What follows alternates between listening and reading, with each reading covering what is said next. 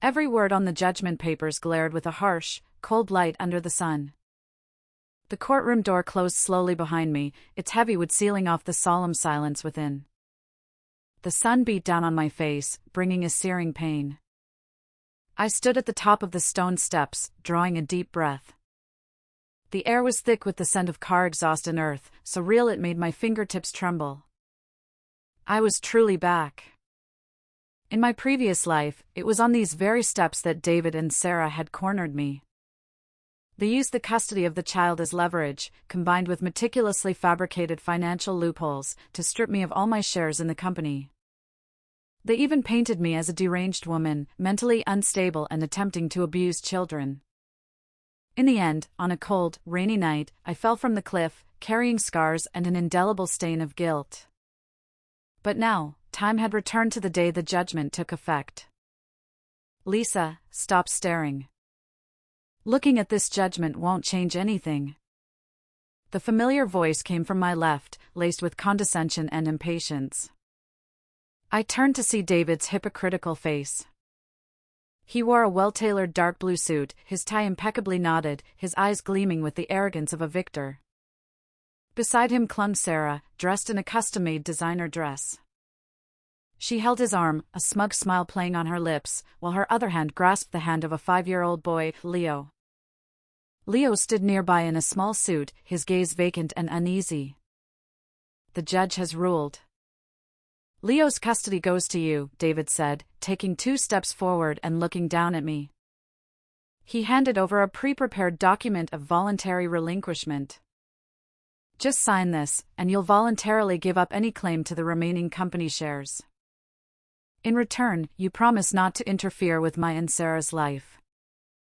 I'll send you a meager allowance every month, enough, at least, for you and this little burden to survive. Sarah leaned in close, her voice soft but each word cutting like a knife. Sister Lisa, David is only trying to help you. You have nothing now, you can't even find a decent job. What's the point of holding on to those debts and shares from the company? You'd be better off living quietly with Leo. He's your own flesh and blood. Surely, you wouldn't let your own son go hungry? She deliberately emphasized the phrase flesh and blood, a glint of hidden malice flashing in her eyes. In my past life, those words had shattered me. I had been lost in a quagmire of betrayal and despair, led by the nose into signing that agreement that destroyed my life. But this time, my heart was like the frozen surface of the sea, utterly still. I didn't cry, nor did I break down hysterically as they had expected. I simply lifted my head slightly, gazing calmly at the 2 of them before me. I noticed that David's right index finger was unconsciously tapping against his trouser leg, a habitual nervous tic that surfaced when he was extremely tense and trying to hide his lies. He was afraid. Afraid that I would cling to the matter, afraid that I would re-examine the company's financial ledgers. Lisa, are you mute? David shifted under my icy stare, his brow furrowing even tighter. Sign it quickly. Don't waste everyone's time. Sarah and I are heading to Tahiti next week for our wedding. I obediently took the document he offered and carefully read through every clause. The terms were extremely harsh. They not only demanded that I forfeit all equity and my rightful share of marital assets, but also insisted that I take full responsibility for Leo's upbringing, along with a non-disclosure agreement prohibiting me from revealing any information about the company's original source of funds to the public or media. What if I refuse? I asked softly, my voice steady and devoid of any emotion. Refuse? Sarah sneered, releasing her hold on David's arm. She stepped toward me in her high heels, whispering in a voice only the 3 of us could hear, Lisa, do you think you still have a choice? Your bank cards have already been legally frozen. If you don't sign this waiver, the company's outstanding debt of $30 million will immediately be transferred to your name. Then, you'll not only be homeless with a child but also face a long drawn-out debt lawsuit. Are you sure you want to drag this out with us? David also pressed his threats at the right moment, his tone filled with menace. Lisa, for the sake of our past as husband and wife, I've left you one last way out.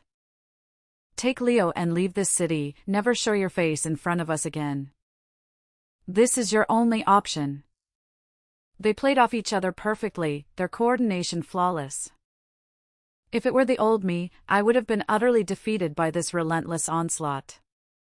But I simply lowered my gaze, concealing the fleeting glint of sharpness in my eyes.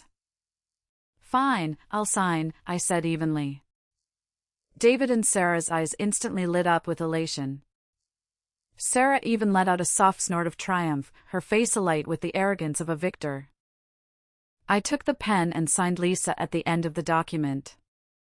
But in that moment, my left hand discreetly pressed the stop button on the phone recording in my pocket, while simultaneously setting the CloudSync documents software, already activated, to upload automatically. From the moment they stepped out of the courtroom, every word they uttered, every unlawful demand they made, and every threat involving debt and the child for leverage had been clearly recorded and encrypted across 3 different overseas servers. So cooperative. David snatched the signed document, checked my signature carefully, and then smiled with the relief of a heavy burden lifted. As if discarding something dirty, he pushed Leo, who had been standing nearby, stumblingly toward me. Leo staggered under the force, nearly falling to the ground, his eyes filled with fear. "Take him, your precious son," David said, not even sparing Leo another glance. He turned, wrapped his arm around Sarah's waist, and declared, "From today on, I have nothing to do with this child, and you are never to let him set foot in my company again." Sarah pulled out a wet wipe, exaggeratedly cleaning the fingers that had touched Leo, then tossed it on the ground. She giggled, leaning into David's embrace. "Let's go, David. We still need to choose a wedding dress. The air here is terrible." The two walked arm in arm down the stone steps, got into the black luxury sedan parked by the roadside, and sped away, leaving dust in their wake. I stood there, watching the car's taillights disappear into the distance, slowly putting away the judgment document in my hand. I lowered my gaze to look at Leo, the little boy standing by my legs, trembling uncontrollably. His eyes were full of confusion and fear, his small hands clutching the hem of his clothes tightly. In my past life, I believed he was my own flesh and blood. I had worked myself to the bone to provide him with a stable life, enduring all manner of humiliation and suffering, only to be met with an enormous lie. I reached out and gently brushed the dust from Leo's hat. "Let's go, Leo," I said softly, my tone devoid of warmth, yet free of hatred. "This is only the first step." They thought they had put a shackle on me, that they had crushed me to the bottom of hell. But what they don't know is that what I took on with my own hands wasn't a burden, but a key that can completely send them to hell. I lead Leo across the street and hail a taxi. Sitting in the back seat, I take out my phone and dial a long-hidden number. "It's me, Lisa." I look at the receding street outside the window, my tone calm and decisive. "Help me contact the local and most authoritative third-party forensic center. I want to do the highest-level DNA paternity test, urgent."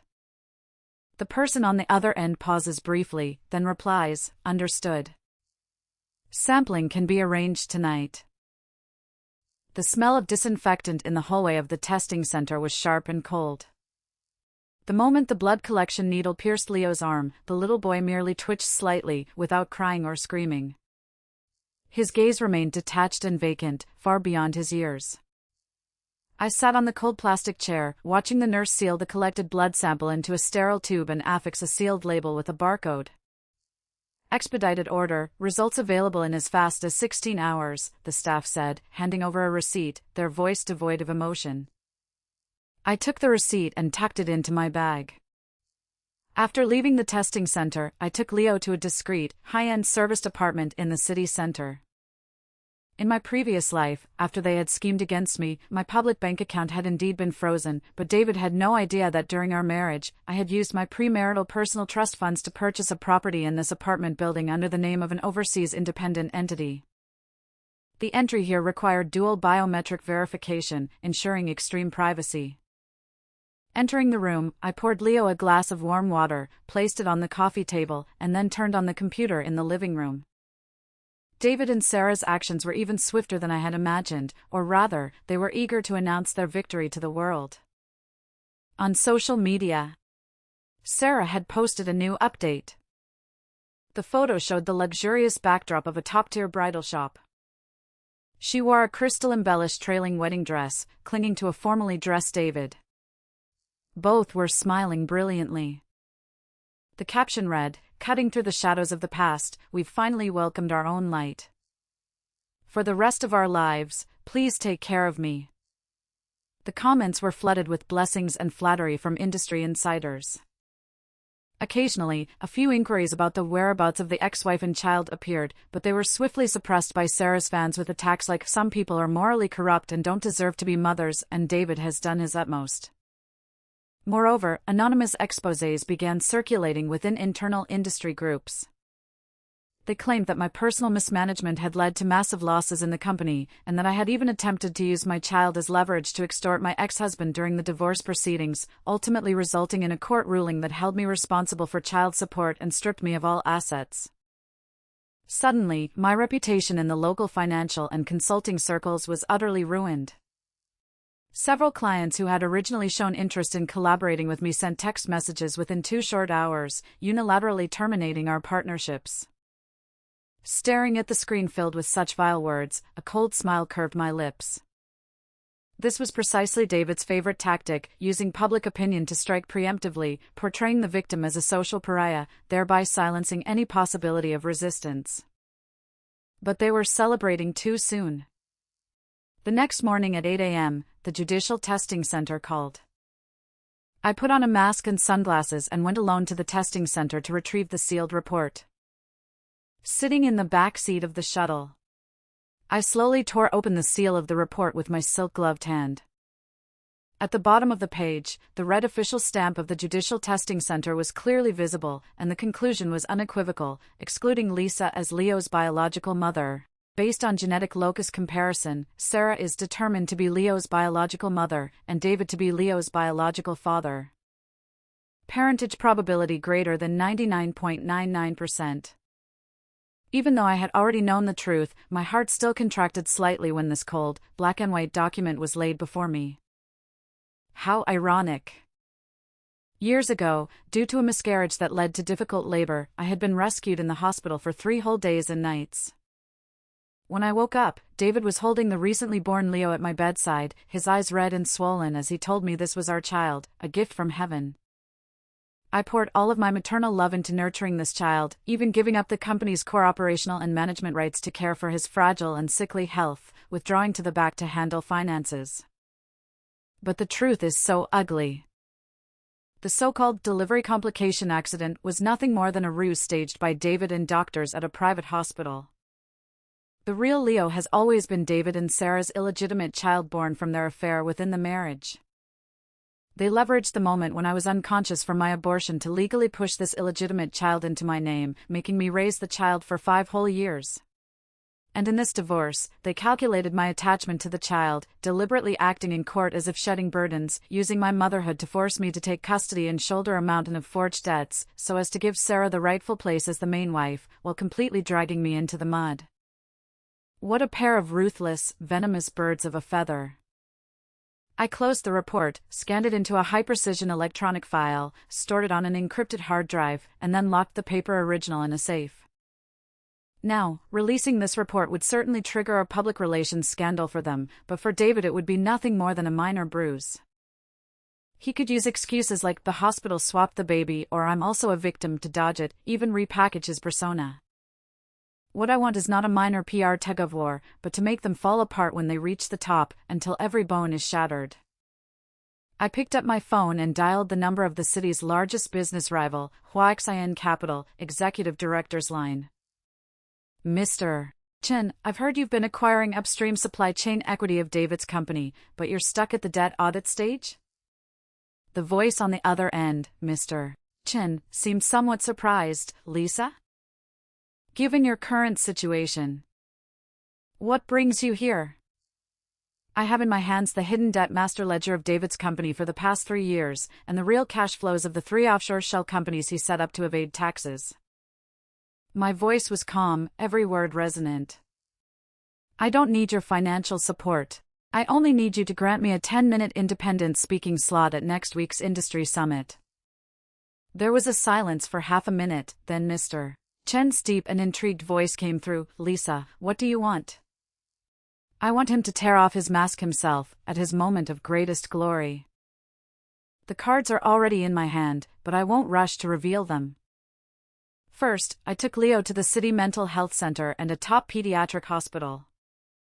After 2 full days of comprehensive physical exams and psychological assessments, the doctors provided a detailed diagnostic report. Leo has severe social speech development delay and post-traumatic stress disorder. The report clearly indicated that these symptoms stem from psychological abuse due to long-term neglect, intense pressure, and frequent changes in caregiving environments. This medical report, combined with the DNA forensic identification I had, formed the most complete legal chain. On the morning of the 3rd day, without giving David any buffer time, I had my lawyer immediately file an urgent civil lawsuit with the court, application for change of custody and revocation of certain terms of the original divorce agreement. In the complaint, based on discovery of major concealed facts and the original custodian having no biological relationship and the child suffering from severe psychological illness requiring the biological parents to fulfill their guardianship responsibilities, I demanded the court immediately and forcibly transfer Leo's custody back to his biological father, David. I also required David to pay in a lump sum all the child support and medical expenses I had advanced over the past 5 years without his knowledge, totaling 2.4 million yuan. At the same time, I initiated the second phase of my plan. David's company was in the process of applying for an IPO. And the most fatal aspects of the review process were major pending lawsuits and executive personal ethical compliance risks. I sent a copy of the lawsuit and excerpts of the identification report via encrypted email to the regulatory compliance review inbox and simultaneously CC'd the lead investment institution that was about to sign an investment agreement with David's company. At 3 p.m, David called. As soon as I answered, his near-roaring shout came through the phone, "Lisa. What the hell do you want? Are you out of your mind? You actually dared to sue me for custody change? You sent the identification report to the review team? Do you know the company is in a critical period for its IPO?" Listening to his hysterical voice, I could almost picture him in his office, flying into a rage and sweating cold bullets. "David, watch your tone." I sat on the sofa, took a sip of coffee, and spoke in a voice as cold as ice. The court's judgment was based on the premise that I have a legal and biological mother-son relationship with Leo. But the truth is, you deceived me for 5 years with an illegitimate child. According to the law, a fraudulent custody agreement is void from the outset. You actually went to do a DNA test? David's voice carried a hint of panic, but he quickly tried to regain composure. "Lisa, don't forget, outside the court, you personally signed the agreement waiving your right to claim assets. If you go back on this now, do you believe I can make sure you don't get even a cent of alimony? That agreement was signed under the circumstances of you concealing the child's true identity and coercing me with fabricated debts." I spoke calmly. "My lawyer has already applied to the court to revoke that agreement. As for alimony, David, I don't care about your petty offerings. But the consequences you and Sarah planted must be swallowed by yourselves. What exactly do you want?" David panted heavily, finally suppressing his anger and switching to a manipulative tone. "Lisa, we were once husband and wife. Even though Leo isn't yours, you raised him for 5 years, don't you have any feelings for him? Do you really have to push me to the brink at this critical moment? If you drop the lawsuit, I can give you 1% of the options after the IPO." Listening to his utterly hypocritical words, all I felt was disgust. In my past life, I was utterly deceived by his well-intentioned advice and empty promises. 1% equity? I scoffed. "David, save it for your wedding with Sarah. Court mediation room, tomorrow at 2 p.m. If you don't show up, this DNA test report and the lawsuit will make headlines across every major financial outlet." With that, I hung up and blocked his number.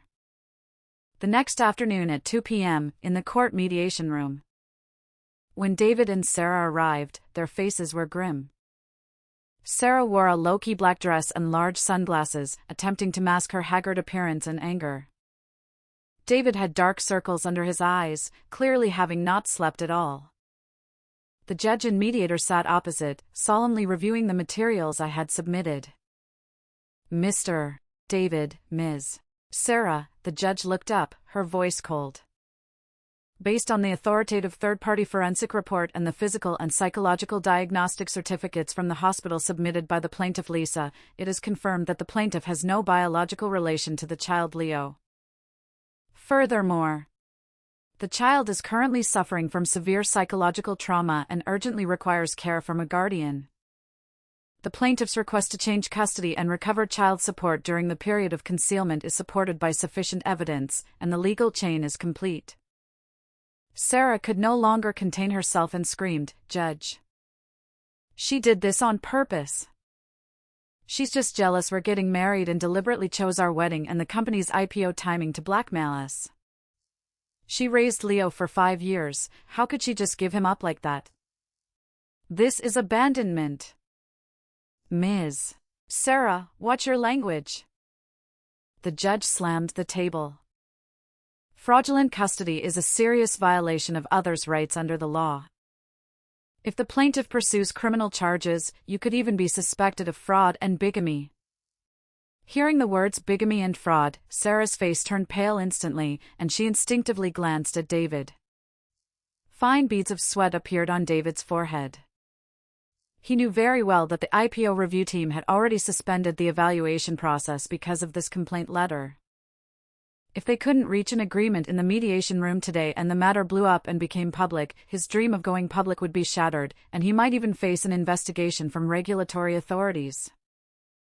Judge, we agreed to change custody, David gritted his teeth, the words forced out as if squeezed from between his teeth. We'll take the child back. And the advance payment of child support, as well as the revocation of all previously signed unfair agreements, I interjected at the right moment, pushing a meticulously drafted mediation agreement in front of them. David trembled as he picked up the pen and signed his name on the agreement. When he put down the pen, I saw the look in his eyes, filled with resentment and fear. He thought he had shed a burden, thinking that once he took Leo back, he could regain control of the situation. But he had no idea that bringing Leo, the living evidence of his affair with Sarah, into their soon-to-be-formed new family was truly the beginning of their nightmare. I smiled, collected my copy of the mediation agreement, and stood up to leave the room. The first week after bringing Leo back, David and Sarah's life descended into chaos. Having rarely taken care of a child themselves, combined with Sarah's extreme disgust and rejection towards this biological child who had exposed her past scandals, the two frequently engaged in fierce arguments at home. This information flowed continuously back to me through contacts I had cultivated beforehand with the nanny looking after Leo. However, David had no intention of conceding. To salvage the evaluation impression from the listing regulatory committee and to completely cleanse himself of the scandals involving extramarital children and fraudulent custody, he decided to go all in. The city's annual top-tier business and finance summit proceeded as scheduled in a luxury hotel downtown. As one of the special guests, David meticulously arranged a segment. He had pre-contacted several gossip-driven self-media outlets and grassroots online media platforms funded by him, preparing to publicly screen a carefully edited video during his personal keynote speech at the summit. According to insider intelligence I had gathered, the video would wholly attribute the cause of Leo's illness to my long-term emotional abuse and cold violence, attempting to craft a noble, devoted father image of himself bearing infamy to reclaim his own child for protection, while concurrently characterizing me as a vicious, child-abandoning ex-wife with manic tendencies. On the day of the summit, the banquet hall was brilliantly lit, gathering industry magnates and major financial media. David, dressed in a bespoke tailcoat, confidently strode onto the podium. Sarah, wearing a haute couture gown, sat in the front row VIP seat, looking radiant as if victory were already within grasp. Colleagues, friends from the media, David spoke into the microphone, his voice heavy and sincere. Before beginning today's business outlook, I would like to occupy 2 minutes of your time to clarify some rumors regarding my personal life. As a father, I have endured immense forbearance and pain. The large screen slowly lit up. All eyes in the venue converged upon the massive display. Seated below the stage, Sarah wore a cold, triumphant smirk, even casting a provocative glance towards me standing near the side door. However, what appeared on the screen was not the pre-prepared ex-wife abuses child-edited video. The image abruptly shifted, revealing a crisp, high-resolution scan, the original divorce decree initially issued by the court, along with the original agreement I was forced by David outside the courtroom to sign, relinquishing all assets and assuming all debts. Moreover, the video suddenly played an incredibly clear audio clip. "Lisa, stop looking. No matter how long you stare at this decree, nothing will change. As long as you sign here, voluntarily relinquishing any claim to the company's remaining shares. Take it. Your precious son. From today onward, I have nothing to do with this child."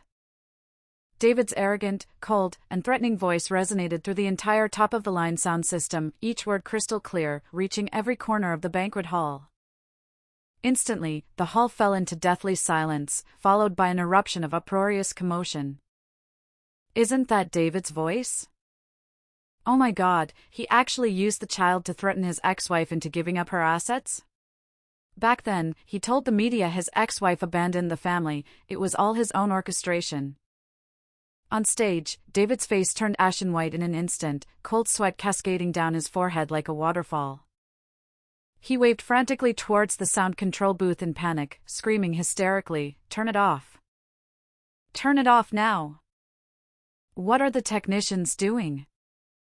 But the sound control booth had long been locked down by the personnel I had arranged, rendering the playback system entirely uncontrollable. Immediately following, a bombshell document popped up on the large screen, the DNA paternity test report issued by the Judicial Appraisal Center. The conclusion was specifically highlighted in a red box above: Leo's biological mother is Sarah, and his biological father is David. The media's spotlights and cameras instantly shifted from the stage, targeting Sarah in the front row like a relentless machine gun. Flashbulbs merged into a blinding glare, turning Sarah's face pale with shock. Panicked, she tried to cover her face and stand to flee, but her high heels caught on her dress, causing her to fall heavily with a scream, a picture of utter disarray. Dressed in a crisp white suit, I gracefully walked from the side door to the spot beneath the large screen. Taking the microphone handed to me by the staff, I faced the assembled media and industry executives, my tone calm and steady. "Everyone, what you just saw is the full truth. During their marriage, Mr. David and Ms.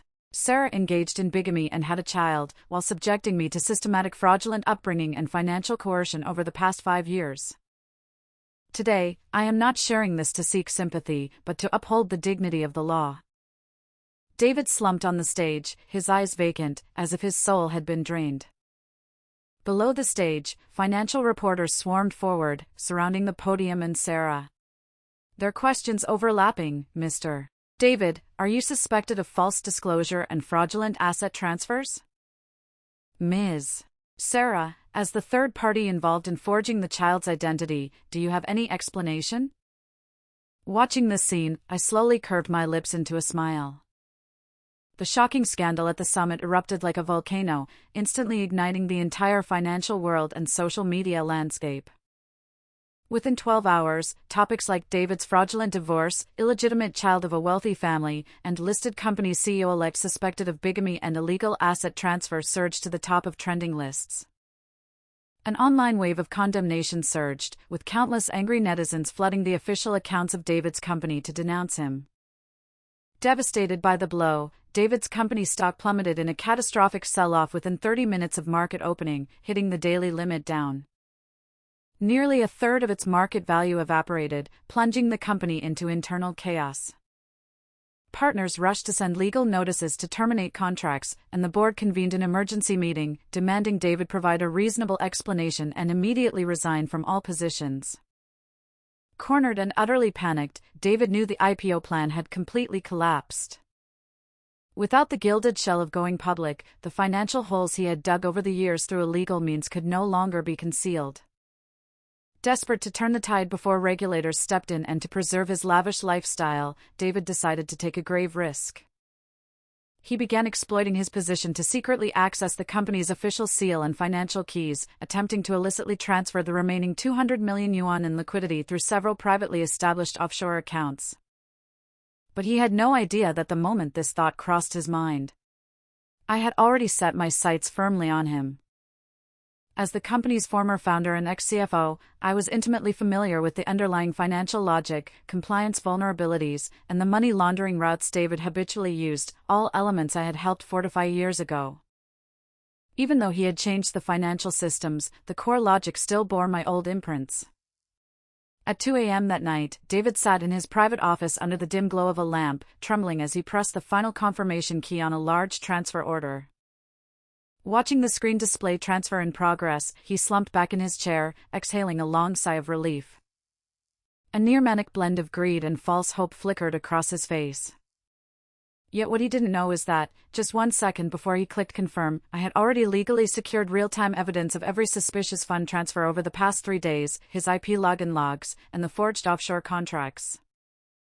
Instead of directly intercepting his funds, I submitted the ledger containing the complete chain of evidence, alongside real-time monitoring data of his illegal asset transfers, to the National Financial Regulatory Authority and the police's anti-money laundering task force. The next morning at 9 a.m., David arrived at the company building in a disheveled suit, his eyes ringed with dark circles. He intended to complete an asset separation before the board's confrontation, then book a flight to flee abroad. However, the moment he stepped into the headquarters lobby, four uniformed financial regulatory inspectors and several police officers stood coldly by the elevator entrance. "Mr. David," the lead officer declared, holding up an arrest warrant and asset freeze documents, his voice stern and authoritative. "We have received reports that you are suspected of occupational embezzlement, large-scale illegal fund transfers, and serious tax evasion. In accordance with the law, we are now freezing all bank accounts, equities, and overseas funds under your name. You are to come with us for investigation." The words struck like thunder across the lobby. Hundreds of surrounding employees erupted in commotion, many pulling out their phones to record. David's legs buckled, and he collapsed heavily onto the smooth marble floor, his face pale as paper, his eyes filled with despair and disbelief. He tore at his tie in a frenzy, muttering, "Impossible. This is absolutely impossible. How could my offshore account be discovered?"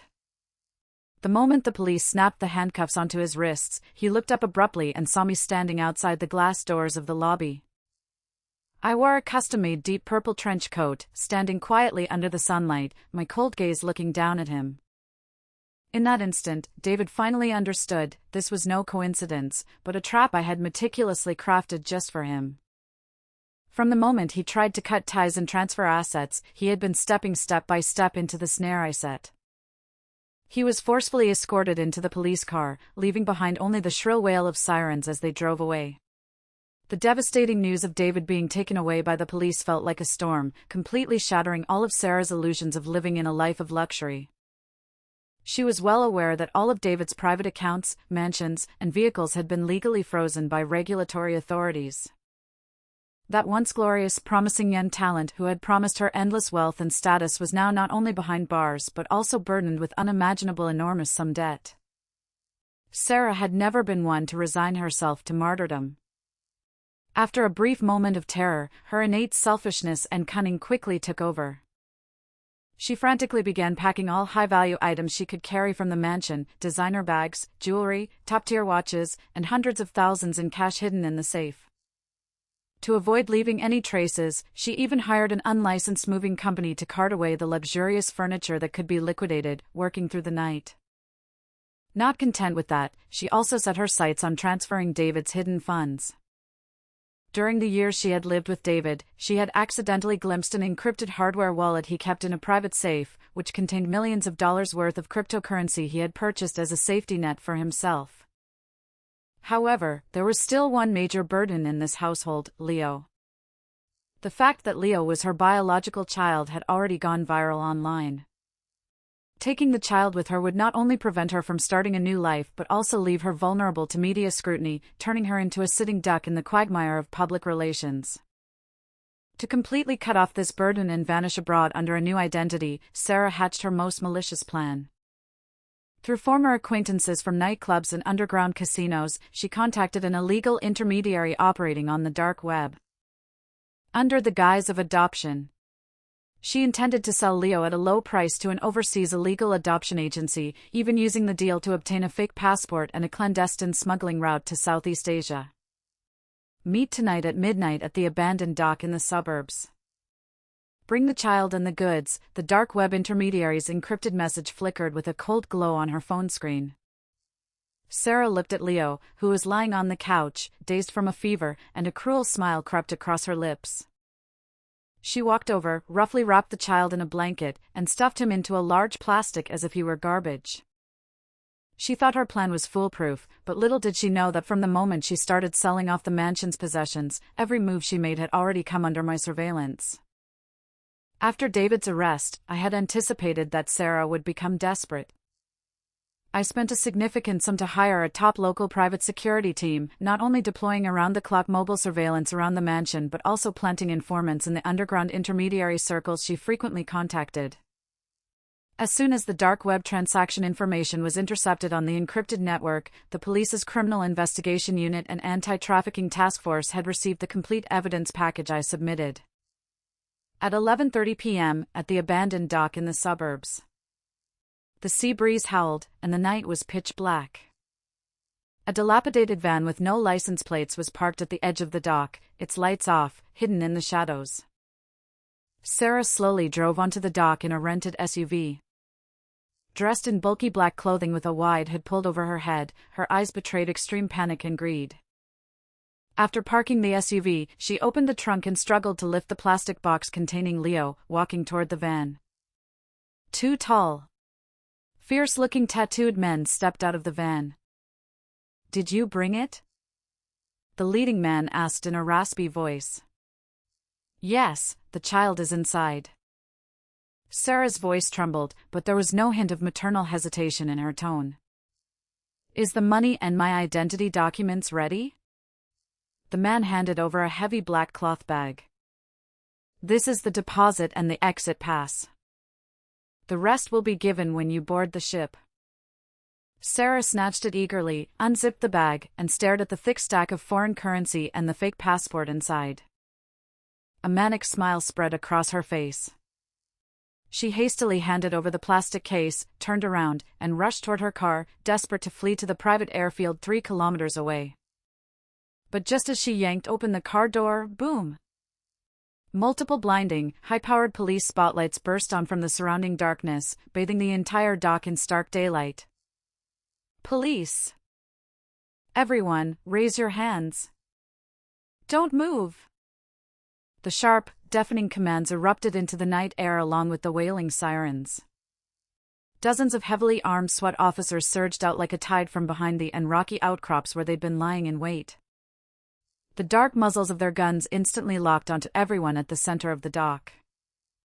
The 2 suspects beside the van didn't even have time to react before they were swiftly tackled to the ground by the advancing officers and slapped with cold handcuffs.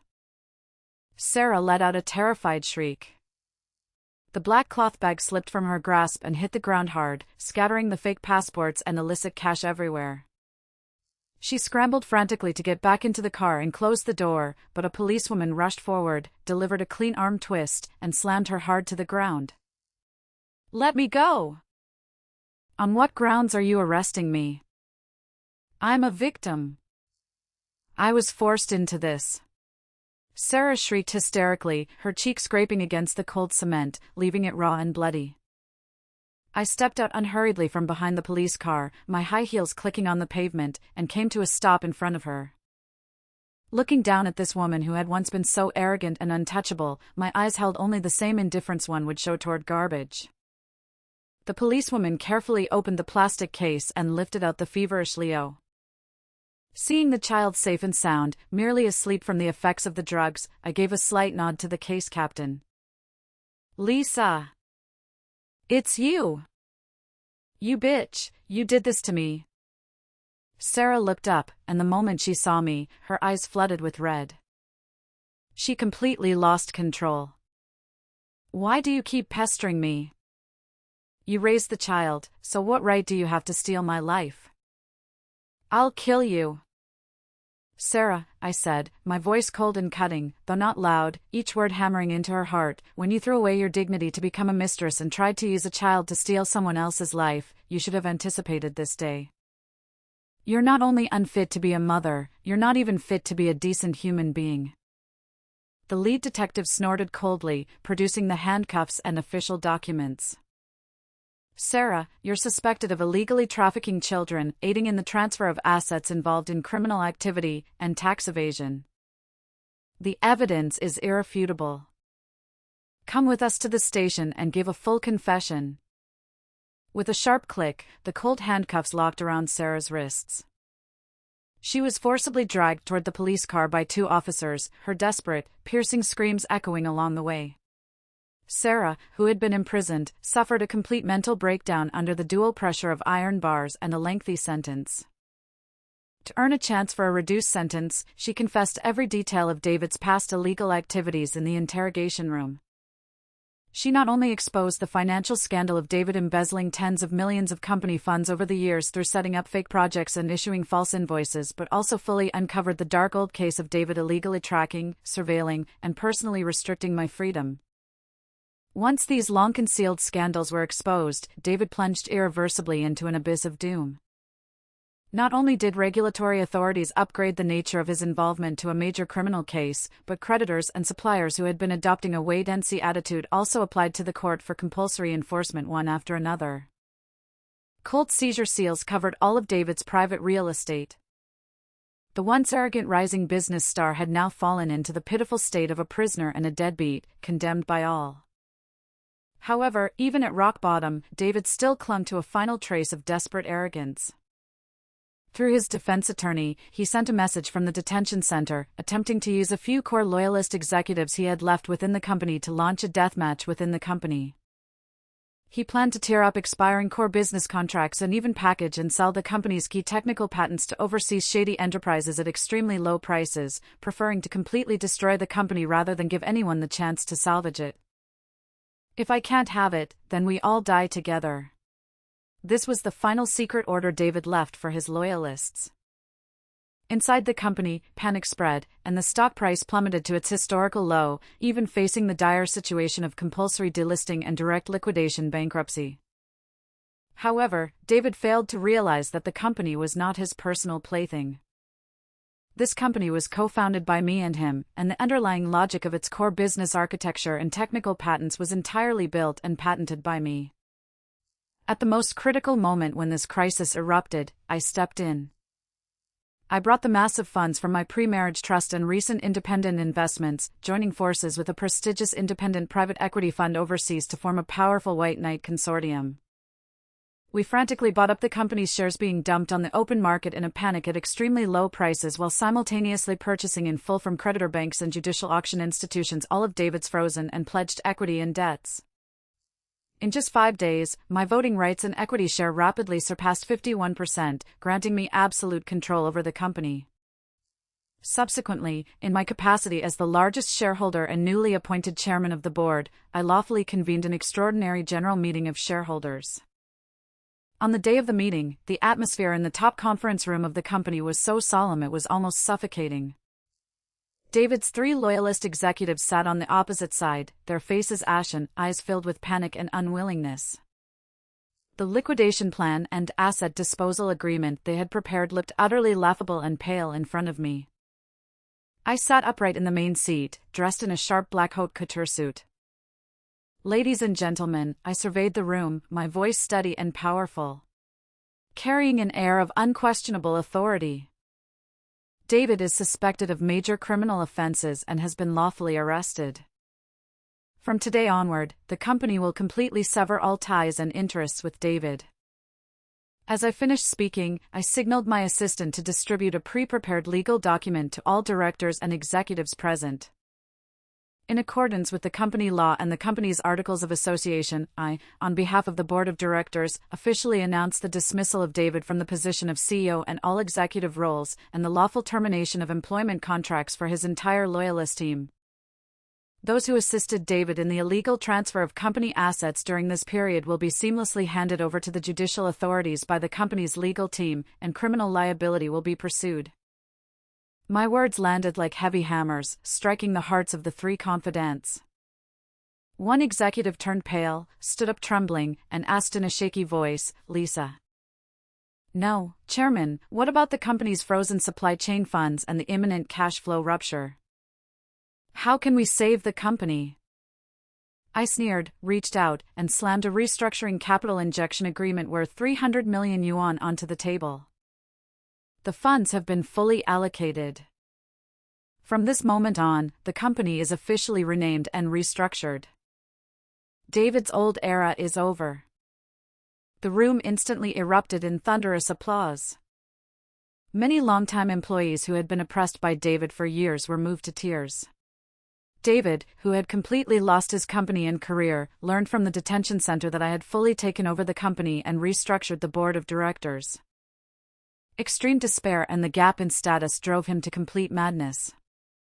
To escape the imminent criminal trial that could keep him behind bars for half his life, and to find a sliver of hope in this catastrophic situation, he hatched the most shameless idea, playing the sympathy card and using moral blackmail. Under the guidance of his defense attorney, David filed a civil mediation application with the court, citing subsequent humanitarian negotiations on child custody and mediation due to family hardships. He even leaked through the media that he was seriously ill and deeply concerned about his child's future, hoping I would consider our past 5-year marriage and the bond of raising our child together, provide him with financial aid, and withdraw part of the civil claims attached to the criminal charges for commercial crimes. He believed that public opinion and the court's mediation mechanism would lean towards humanity and forgiveness, and that I would compromise under public scrutiny to maintain my personal image. On the day of mediation, the court's mediation room was filled with mediators, social observers, and lawyers from both sides. David was escorted into the room by police officers. He wore a prison uniform, looking haggard with most of his hair turned white, his eyes filled with exhaustion and a feigned humility. The moment he saw me, his eyes reddened, and he suddenly knelt down with a thud, tears and snot streaming down his face. "Lisa! Please, for the sake of our 5-year marriage, for the sake that I raised Leo under my name, save me." David cried heart-wrenchingly, his voice hoarse as he shouted, "I really know I was wrong. The company is yours, and I don't want any of the money. But Leo is an innocent child. He's lost his mother now. If I go to prison too, how will he survive? You raised him for 5 years, do you really have no maternal bond at all? I'm begging you, leave me a way out, give me some money to save this family." The social observers in the mediation room, unaware of the full context, showed hints of hesitation and sympathy in their eyes, turning to look at me. David knelt on the floor, the corner of his mouth curving into a barely perceptible, cunning smirk as he lowered his head. He thought his performance had once again won everyone over. However, I merely watched his pathetic act with cold eyes, not even blinking. I slowly opened the black briefcase on the table and took out a stack of final documents already stamped with the seal of the highest judicial authority, slamming them down heavily in the center of the mediation table. "David, drop your disgusting act," I said, my voice cool and echoing in the quiet mediation room. "First, this is the final judicial recognition document issued by the Supreme Court confirming no biological relation, along with the legally binding divorce judgment. Legally, I have no connection whatsoever to you or your illegitimate son, Leo." I stood up, looking down at David as he slumped on the ground. "Second, the judgment has clearly determined that you committed serious fraud by using forged genetic reports and fabricated debts to force your illegitimate son onto me 5 years ago. For all the child-rearing expenses I covered over the past 5 years out of morality and kindness, the court has ordered the compulsory deduction of your remaining assets for repayment. Third, I pulled out a high-definition photo from the folder and threw it in front of him. This is a screenshot of the WhatsApp chat records where you and Sarah mocked me behind my back for gratefully raising someone else's son. The so-called maternal bond you keep talking about is nothing but a fig leaf for your fraud. Ironclad data and evidence were laid bare before everyone. The compassionate atmosphere in the mediation room vanished instantly, replaced by expressions of endless disgust and disdain on the faces of the mediator and the social observer. David's crying stopped abruptly. He stared at the words on the white paper, the humility and pleading on his face disappearing in an instant, giving way to extreme terror and the contortion of his facial muscles. The moral constraints he had been most proud of crumbled like waste paper before my absolutely cold legal provisions. You're leaving no room for mercy at all? David completely broke down, hysterically crawling up from the floor and roaring at me, Lisa. You're a soulless, cold monster. You'll get your karma. Karma? I sneered. David, your final legal judgment is the karma you deserve. The mediator struck the gavel heavily and declared sternly, given that the applicant David has engaged in severe breaches of trust and fraudulent behavior, and that the respondent Lisa has fulfilled all obligations in accordance with the law, this court formally declares, mediation has failed. All civil mediation requests are revoked, and this case is fully transferred to the criminal trial court. The police stepped forward, pinning the wildly struggling and roaring David on either side, dragging him out of the mediation room like a lifeless dog. The corridor echoed with his desperate screams and curses, eventually drowned out by the heavy clang of the iron door closing. Having completely severed all legal and moral ties, I adjusted the hem of my coat and walked out of the courthouse with a smile. The complete breakdown of the civil mediation, like the final straw, pushed David into an abyss of no return. Faced with an impending long prison sentence and hundreds of millions in enormous sum debt, he spent sleepless nights in the detention ward of the detention center, driven to the brink of madness. He knew that once the case entered the criminal judgment process, all his overseas trust funds, private equity, and hidden assets would be liquidated in accordance with the law, leaving him utterly penniless and burdened for life as a convicted felon with a permanent stain on his record. In utter despair, David decided to make one last, desperate gamble in his life, fabricate a corporate bankruptcy, maliciously dumping hundreds of millions in enormous sum debt onto his former loyal employees and the bottom-layer suppliers who had worked alongside him to build the company. From within the detention center, through highly covert channels, he instructed his personal financial advisor to secretly activate a set of pre-prepared fraudulent account books. These fake ledgers meticulously fabricated a large number of bogus debt contracts, employee loan commitments, and exaggerated supplier penalty clauses. His plan was to use the bankruptcy restructuring process to launder the tens of millions in overseas trust funds he had illegally transferred, while simultaneously exploiting legal loopholes to saddle hundreds of long-standing small and medium-sized suppliers and dozens of core senior employees with joint liability for the debts. As soon as the bankruptcy liquidation process begins, the overseas trust fund will automatically transfer to an anonymous account. When I get out, I'll still be a billionaire. David cackled menacingly at his financial advisor in the ward.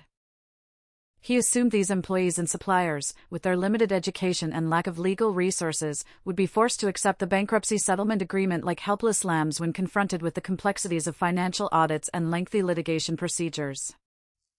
However, he never calculated that these ordinary people, once exploited by his whims and now trampled by his madness, had long since found an impenetrable shield in me. On the third day after David filed for bankruptcy, I convened a secret meeting in the top-floor conference room of the group's headquarters with representatives from the 32 most severely affected core suppliers and over a dozen senior employees whose salaries and stock options had been withheld. The atmosphere in the conference room was suffocating.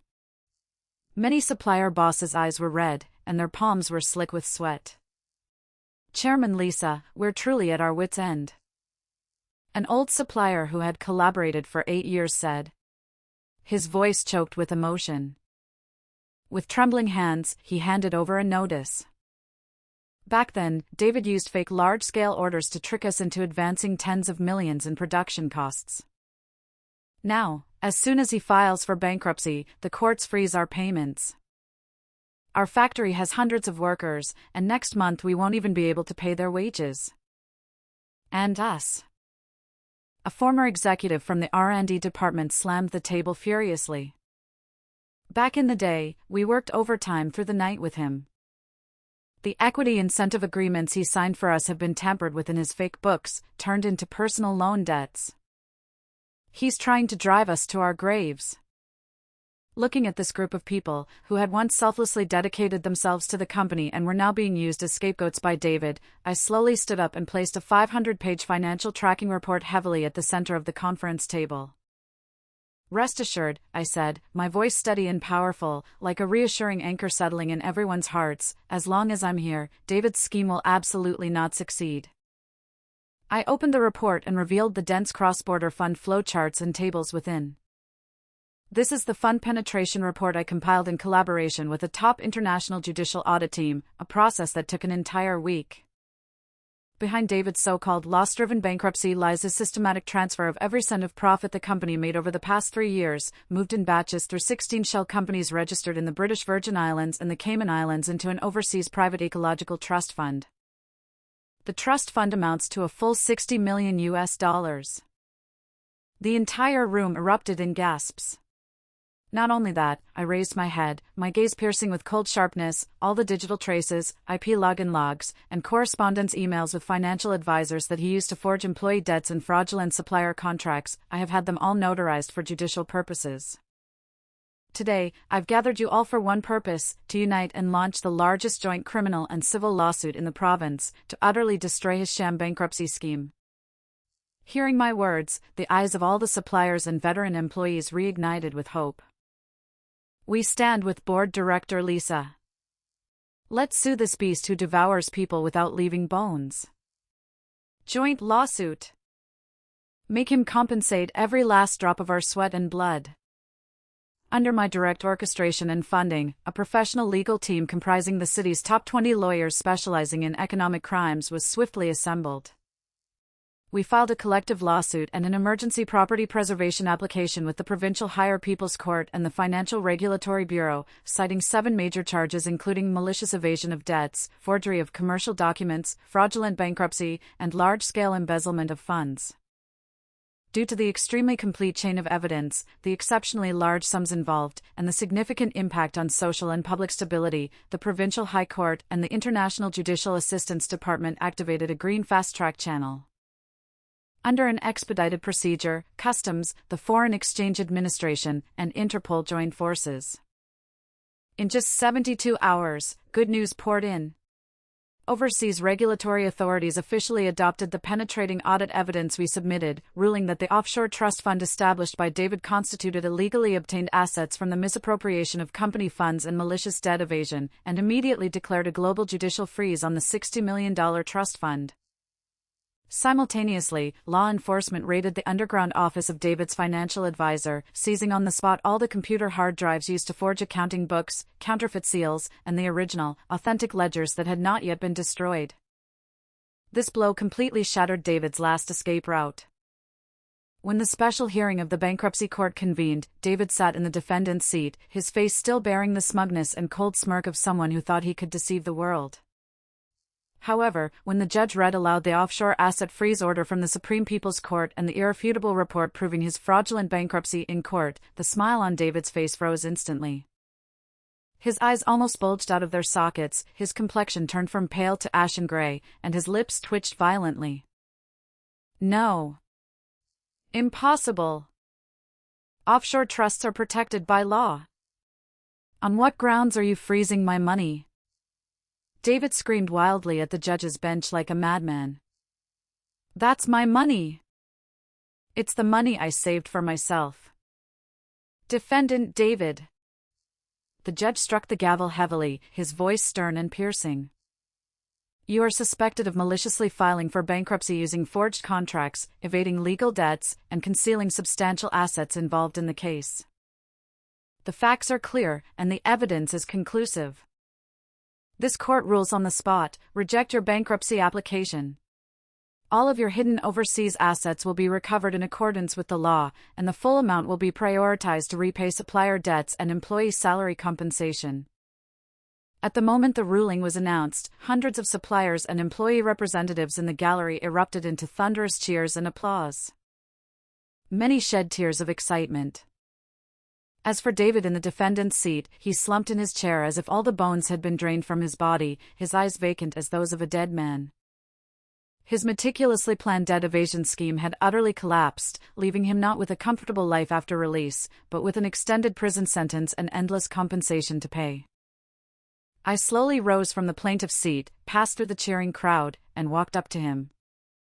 "David, did you think you could walk away unscathed on other people's hard-earned money?" I leaned down, whispering softly in his ear so only we two could hear, "Every penny you've hidden, I've found for you. You'll never be able to rise again in this lifetime." David looked up at me, his eyes filled with extreme fear and despair. He opened his mouth, but couldn't utter a single word, and finally, amid the loud cheers of the crowd, was dragged out of the courtroom by the bailiffs like a dead dog. The utter collapse of his bankruptcy and the complete liquidation of his vast overseas assets pushed David's mental state to the brink of destruction. On the eve of the trial, given the enormous sum involved and his severe risk of self-harm, the court approved his request for medical parole, placing him under mandatory detention in the judicial ward of the City First Hospital. However, having lost his last shred of reason, David harbored his final and most frenzied murderous intent. Exploiting a shift change oversight by the ward guards and aided by a care worker he had bribed heavily through his remaining social connections, he managed to evade the patrol security. He changed into plain civilian clothes smuggled in by the care worker, donned a cap and mask, and slipped out of the hospital silently under the cover of night. At this moment, only one thought remained in his mind: my life has been utterly destroyed by her. Even if I die, I will drag her down to hell with me. Through the black market, he purchased an extremely dangerous and sharp military knife at a high price. Relying on his past knowledge of my habits, he stealthily made his way to the underground parking lot of the top-tier private club where I often attended business meetings. Like a mad dog lurking in a dark corner, he crouched for 3 full hours in the bone-chilling night wind. At 11:40 p.m., the private elevator of the club slowly opened. I stepped out in a sharp black trench coat, holding a freshly signed restructuring contract, flanked by 2 tall bodyguards, walking composedly toward my car. "Lisa!" A shrill, piercing scream filled with boundless hatred suddenly exploded in the empty, dead-silent underground parking lot. David, hidden behind a concrete pillar, charged out like a madman. His eyes were bloodshot, his facial muscles contorted beyond recognition, and the gleaming military knife in his hand cut a blinding cold arc under the dim lights as he lunged straight for my chest. "You bitch! Go serve in hell!" David shrieked hysterically, his entire being lost in ultimate frenzy. If it had been the weak and helpless me from my past life, I might have collapsed in terror facing this sudden life-or-death crisis. But in this life, I was no longer a lamb awaiting slaughter. Facing this lethal assassination attempt, I didn't even blink, nor did I retreat a single step. The instant the blade was less than half a meter from my chest, click. The 2 seasoned top-tier private bodyguards moved with lightning speed. One pivoted and delivered a powerful punch to David's wrist. Clang! The military knife flew several meters away, crashing heavily onto the concrete floor. Immediately after, the other bodyguard executed a clean and swift shoulder throw, slamming the gaunt David onto the cold marble floor. Bang! A muffled thud echoed deafeningly through the parking lot. David let out a blood-curdling scream as his sternum cracked instantly, his body pinned helplessly to the ground, unable to move. I elegantly lifted my foot and, unhurriedly, stepped on the handle of the military knife just a few centimeters from his cheek, looking down at this wretched madman from above. "David, did you think I didn't know you escaped from the hospital?" A cold smile hung at the corner of my lips. David lay on the ground, spitting blood foam, his eyes filled with extreme shock and unwillingness. You knew all along? From the moment you stepped out of the judicial ward, every move you made has been under my surveillance. I pointed to the blind spot-free security camera above the parking lot and then to the discreet brooch on the lapel of my trench coat. On the brooch, a tiny red light blinked rhythmically. The entire process of you brandishing a knife to commit violence and admitting to premeditated murder not only was recorded in full by the high-definition surveillance cameras here but also was broadcast live in real time without delay through an encrypted signal to the screens of the Criminal Investigation Division and the leading officer's terminal. Before the words could even fade, the piercing wail of police sirens instantly echoed throughout the entire underground parking garage. 6 police cars arrived with thunderous speed, blocking all surrounding exits tightly. Dozens of heavily armed special police officers rushed out of the vehicles, their guns quickly drawn, the dark muzzles instantly locking onto David, who was lying on the ground. The leading criminal investigation captain strode up to me, presenting his police badge. "Ms. Lisa, thank you for your cooperation. The live evidence chain you provided is very complete." The officer turned, kicked away the combat knife, and secured David firmly with cold handcuffs. "David!" The captain's voice was stern as thunder. "You are suspected of escape, illegal possession of controlled weapons, and attempted premeditated murder with a knife, an extremely serious crime. You are now under arrest in accordance with the law." As the cold handcuffs once again tightened around David's wrists, he finally realized that not only had he failed to kill me, but he had also personally delivered to himself a heavy sentence for attempted intentional homicide. He was roughly dragged up by the police as if his backbone had been yanked out, his mouth constantly emitting desperate and chaotic wails. "No. I don't want to die. Lisa, please let me go. I beg you, let me go." I watched coldly as he was pushed into the police car like a dead dog, not even bothering to express a shred of unnecessary emotion. As the gavel fell with a heavy thud, the crisp sound of the final verdict echoed long within the solemn courtroom. David, seated in the defendant's dock, looked ashen-faced. The judge delivered the final verdict in a stern and clear voice. The defendant David was found guilty of multiple serious crimes, including embezzlement of office, illegal transfer of huge funds, false bankruptcy, and attempted murder. Combining sentences for all crimes, he was sentenced to 25 years in prison, had all personal property confiscated, and was permanently deprived of political rights. The defendant Sarah was sentenced to 12 years in prison for the crimes of assisting in the transfer of assets involved in the case, illegal trafficking of children, and bigamy. As for the innocent and pitiful child Leo, under the coordination of legal and social assistance mechanisms, he was legally sent to a designated welfare supervision institution with well-established facilities and standardized management to systematically receive psychological rehabilitation and growth education. The calculations and greed of David and Sarah ultimately turned to dust before the iron bars and the cold prison terms. 3 months later.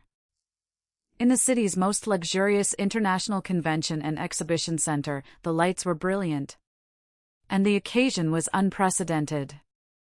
The restructured Xinhua Global Financial Group held its grand global strategic launch ceremony and new company establishment ceremony here.